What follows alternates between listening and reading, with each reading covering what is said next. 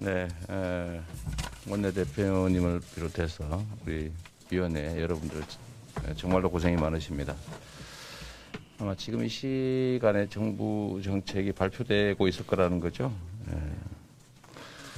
시간이 묘하게 겹쳤는데 몇 가지 말씀만 좀 드리도록 하겠습니다.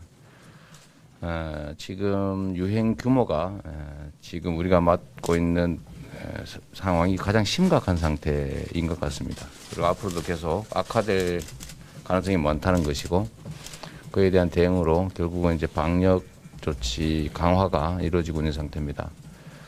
아마도 우리 국민 여러분들의 또 삶이 매우 어려워질 수 있고, 특히 그 중에서도 골목 상권의 자영업자 그리고 소상공인과 같은 또 예를 들면 플랫폼 노동자 같은 여러 부분들의 이제 고통이 가중될 것 같습니다. 이제 위드 코로나로 우리가 좀 이제 이 코로나의 이 고통에서 벗어나는가 싶었는데 다시 또 후퇴하고 있기 때문에 이 방역 조치 강화에 따른 어려움을 우리 국민들께서 감내하실 수 있도록 정부의 충분한 조치가 좀 필요하다고 생각이 됩니다. 마침 야당에서도 50조 원 또는 100조 원 지원을 공개적으로 공식적으로 또 주장한 바가 있기 때문에 정부에서도 가급적이면 이 여야의 이제 입장을 좀 존중해서 좀 선제적인 또 선보상 또 선지원 조치가 있었으면 좋겠습니다.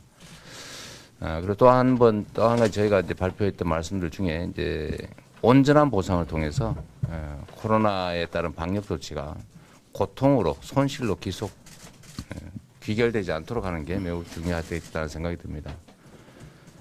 그리고 지금까지는 주로 이제 그 지원 방식이 주로는 금융 지원이어서 결국 현재의 어려움을 미래의 어려움으로 떠넘긴 정도지 결코 근본적인 해결책은 되지 못했다는 생각이 들기 때문에 금융 지원보다는 이제 재정 지원으로 이제 폭을 좀 넓힐 필요가 있겠다, 방향을 좀 바꿀 필요가 있겠다는 생각을 합니다.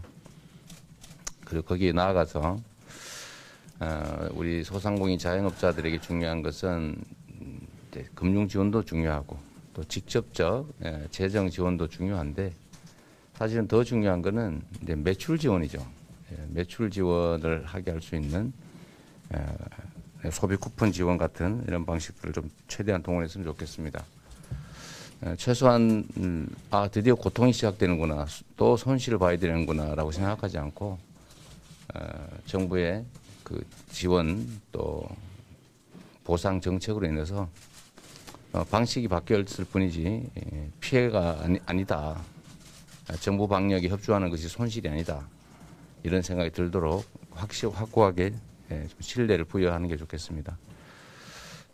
그리고 병실 확보 문제도 상당히 좀 어려움이 있는 것 같고, 또 현장에서 방역 조치 강화에 따른 형평성 문제들을 또 많이 말씀하시기 때문에 그 점에 대해서도 필요한 조치들을 좀 마련해 나가면 좋겠다는 생각이 듭니다. 세부적인 얘기는 이제 의견을 좀 들어보고 또 당의 입장이 또 선대위의 입장이 정해지겠지만 원칙적으로 온전한 보상, 선보상, 후정산, 금융 지원보다는 재정 지원 중심으로 이런 원칙들이 잘 지켜지고 또 우리 국민들께서 생명의 위협을 느끼지 않도록 하는 조치가 중요한데, 결국은 백신 접종률을 좀 계속 올릴 필요가 있습니다. 그런데 이 백신 접종과 관련해서 불안감을 가진 쪽이 있고, 그 불안감의 일면에는 혹시 내가 인과관계를 증명하지 못해서 백신 맞고 입은 피해를 나 혼자서 감당이 될 거 아닌가 하는 그런 불안감을 가지고 계신 것도 사실입니다. 그래서 국가적인 필요에 의해서 국민들에게 무언가를 요구하면 그로 인해서 손실을 볼 우려가 있다는 생각을 하지 않게 해야 합니다.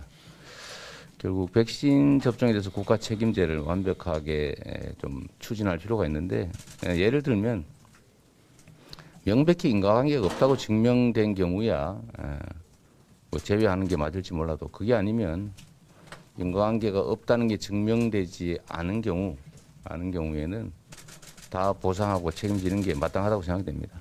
그 점에 대해서도 충분히 살펴주시길 부탁드립니다. 네, 감사합니다.